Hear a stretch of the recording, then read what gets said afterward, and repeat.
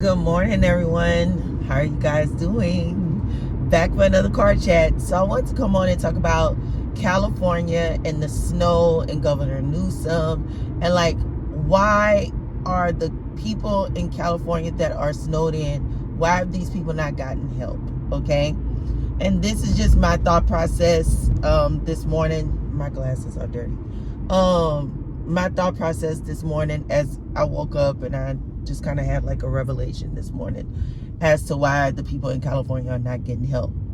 And I want to just come on and give you guys my common sense commentary when it comes to that, because I feel like, the people of California that are snowed in, it's been like, for some people 9 days, other people 5 days, and this lady is like online screaming, we need help, we need help.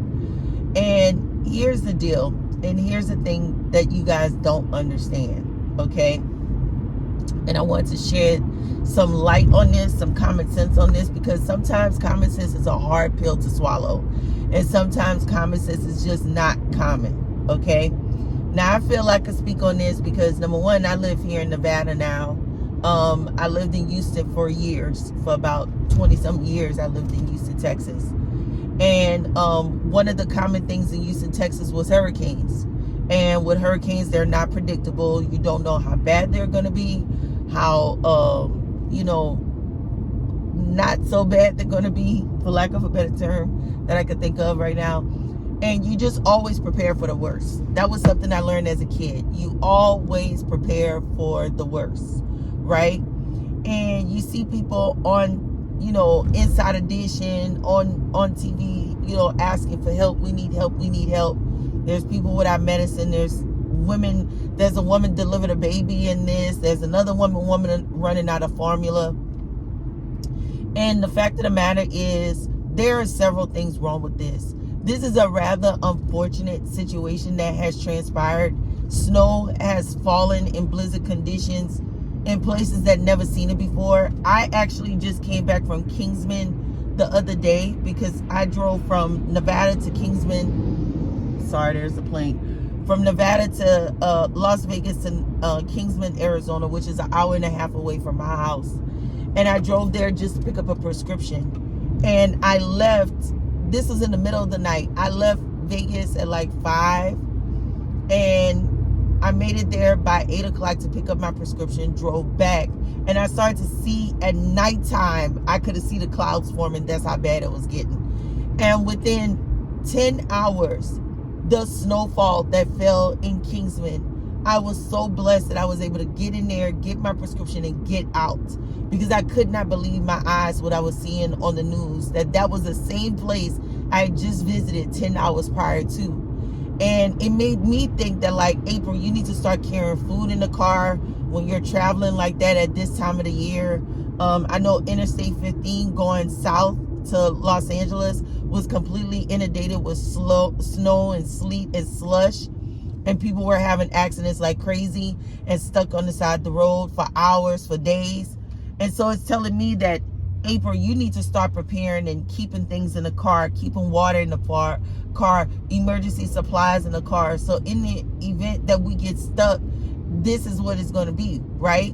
And I need to start researching on what I can do to protect myself and keep us heated, maybe keep blankets in the car and things like that during this time of the year when we're traveling. And so for me, when I see these families in California, there are several things going on that you guys don't pay attention to. People watch the news and they're just like, oh, that's just rather unfortunate. Hope they get help. But what y'all don't understand is this country is different than it used to be back in the day, okay? And this is not just old April turning 45 talking. This is real life common sense talk, okay?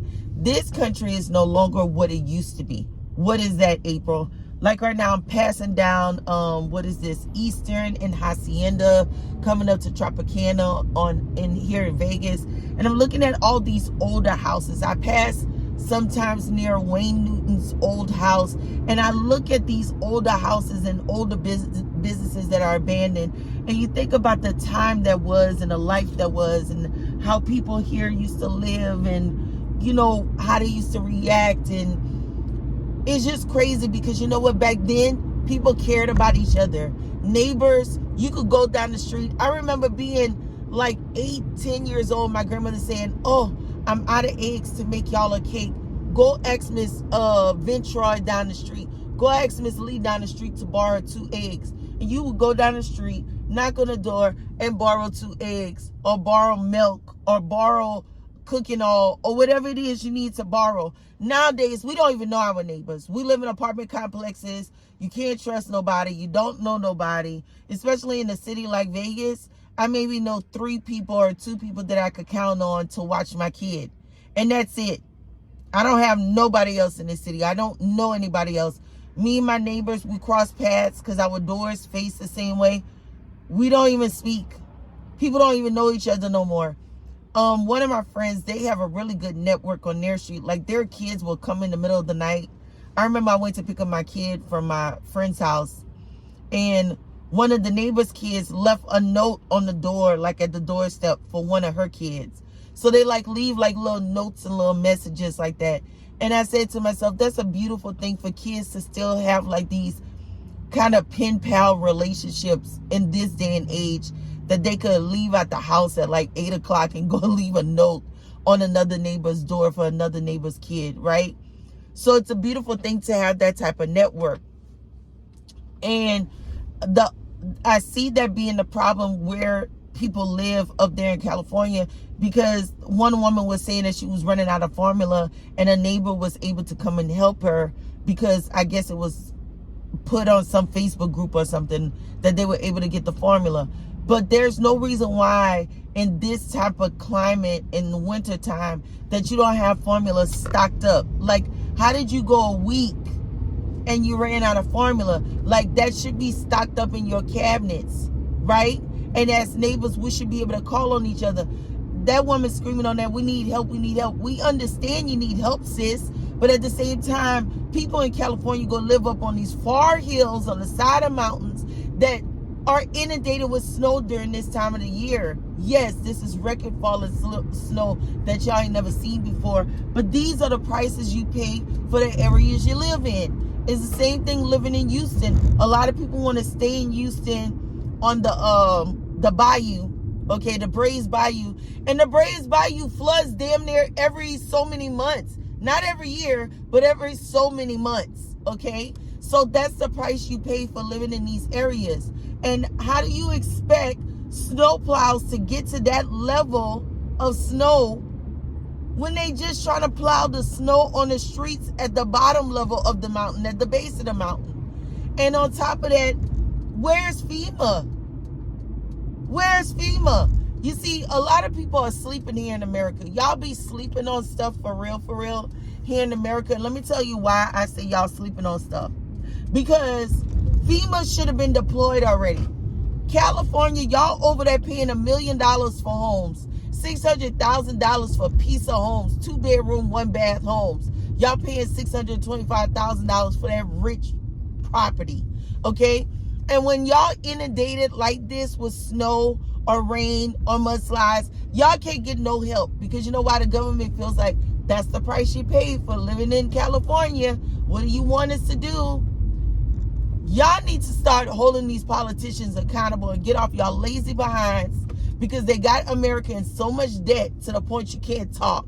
Me and my coworkers was talking about how they used to, picket when they thought things weren't right at the job, and they would go outside with their picket lines, and it would be a great thing to do because they would get the respect they were demanding. But at the same time, it was a thing that brought the community together in the hospital. It was a thing that brought people together, and they enjoyed it, right?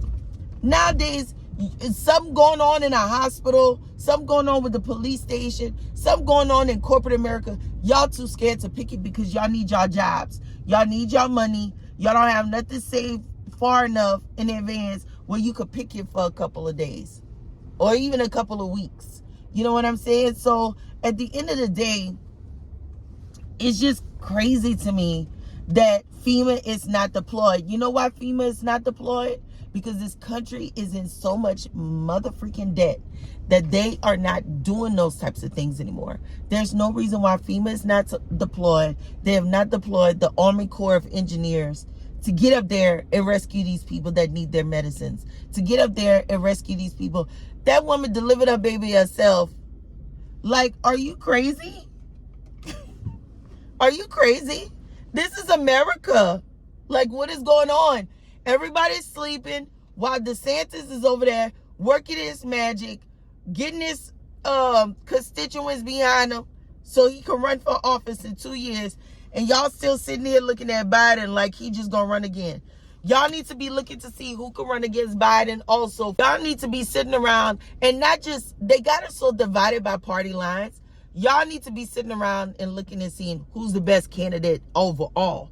Because in other countries, they elect presidents that are for the people collectively, not separately with different party lines. And I feel like right now, that's the issue and the problem. You know what I'm saying? I'm not going against either party. What I'm going for is what's right. And this country is in so much damn debt, okay? Everybody worry about damn student loan forgiveness program. And what y'all need to be worrying about is how and why FEMA is not being deployed. Because just like they not deploying FEMA for those people, when your natural disaster comes this summer in the form of a hurricane, a tornado, that chemical spill over in Minnesota, wherever that was, Ohio, wherever the hell that was, Ohio, y'all wonder why they not coming to help y'all, because y'all have made it the norm to not demand that FEMA be deployed. This is something we paying our tax dollars for. So why is FEMA not being deployed to save these people? That's my question. And that should be the question of every American out here. And y'all need to start getting to know your neighbors, learning who your neighbors are, meeting these people, and forming a community within your community. Because all of this not knowing people, that's why these, are on the rise. All of these mass, what's are on the rise, because don't nobody know nobody. That's the problem with the world today. We don't know our neighbors. This country has grown so big, so fast, that nobody knows nobody. And a lot of that started with people just getting on elevators, not saying hello, not being hospitable, being angry all the time, not speaking to your neighbors. New neighbors move in, y'all could care less. All y'all care about is me, myself, and I. And then when something like this happened, like this snowstorm, everybody want to get on TV and holler, help us, help us. Well, get to know your neighbors and start stocking up stuff in your house in this time of the year. And start holding these politicians accountable to dispatch FEMA and the things that we pay taxes for. Okay? Start with that. With that being said, you guys, you sound off down below and tell me what you think. Remember to like, comment, and subscribe to my channel. That lets the algorithm know that you guys are interested and is going to push it out. Also, the tickets to my summit is on sale for the virtual summit. So if you're interested in the virtual summit, click the link down below and it'll take you to the website to purchase your ticket for the summit. With that being said, you guys, I'm going to go into work for my last week. This is the last of the last, okay? And I will see you guys in the next broadcast. Love you guys so much. Bye.